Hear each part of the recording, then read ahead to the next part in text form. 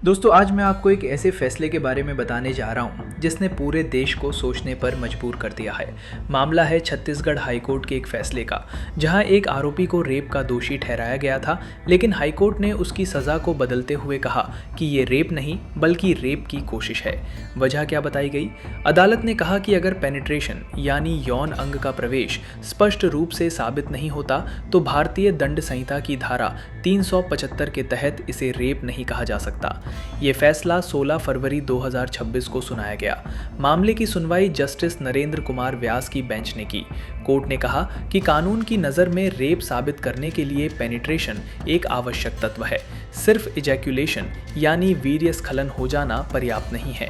अगर पेनिट्रेशन साबित नहीं है तो मामला धारा 376 के तहत रेप का नहीं बल्कि धारा 376 के साथ 511 यानी रेप की कोशिश का बनता है।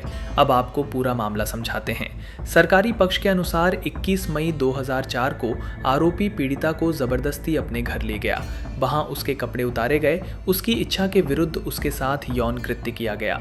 आरोप ये भी था कि घटना के बाद उसे कमरे में बंद कर दिया गया, उसके हाथ पैर बांध दिए गए और उसके मुंह में कपड़ा ठूंस दिया गया।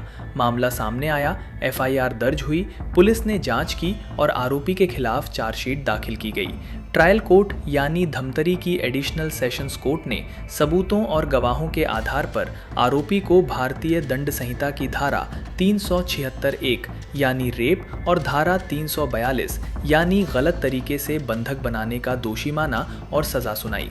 इसके बाद आरोपी ने हाईकोर्ट में अपील दायर की। हाईकोर्ट में सुनवाई के दौरान सबसे महत्वपूर्ण मुद्दा बना, क्या वास्तव में पेनिट्रेशन हुआ था? पीड़िता ने अपनी गवाही में कहा कि आरोपी ने अपना प्राइवेट पार्ट उसकी वजाइना में डाला, लेकिन आगे बयान में उसने ये भी कहा कि आरोपी ने लगभग 10 मिनट तक अपना अंग उसकी वजाइना पर रखा पर अंदर नहीं डाला। ये बयान अदालत के लिए महत्वपूर्ण हो गया क्योंकि यही अंतर रेप और रेप की कोशिश के बीच की कानूनी रेखा बन गया। मेडिकल जांच में डॉक्टर ने पाया कि हाइमन सुरक्षित थी। डॉक्टर ने साफ तौर पर रेप की पुष्टि नहीं की, लेकिन क्रॉस एग्जामिनेशन में आंशिक पेनिट्रेशन की संभावना से इनकार भी नहीं किया। वुल्वा में लालिमा थी और सफ़ेद द्रव पाया गया। पीड़िता के अंडरगारमेंट से मानव वीर्य मिला, यानी यौन संपर्क के संकेत थे, लेकिन अदालत के अनुसार ये निर्विवाद रूप से साबित नहीं हुआ कि पेनिट्रेशन हुआ था। हाईकोर्ट ने कहा कि पीड़िता के बयान के 2 हिस्सों में विरोधाभास है। एक जगह वो प्रवेश की बात कहती है, दूसरी जगह कहती है कि प्रवेश नहीं हुआ। मेडिकल रिपोर्ट में हाइमन फटी नहीं थी और डॉक्टर निर्णायक राय नहीं दे सके। अदालत ने कहा कि रेप के लिए स्लाइटेस्ट पेनिट्रेशन भी पर्याप्त होता है, लेकिन उसे संदेह से परे साबित होना चाहिए। यहाँ अभियोजन पक्ष ये स्पष्ट रूप से सिद्ध नहीं कर पाया। इस आधार पर अदालत ने सजा को बदलते हुए कहा कि ये मामला रेप की कोशिश का बनता है, यानी आरोपी का इरादा और कृत्य स्पष्ट रूप से यौन अपराध की दिशा में था, लेकिन कानून की परिभाषा के अनुसार रेप का तत्व पूरी तरह सिद्ध नहीं हुआ। यहाँ एक महत्वपूर्ण कानूनी तथ्य भी समझना जरूरी है।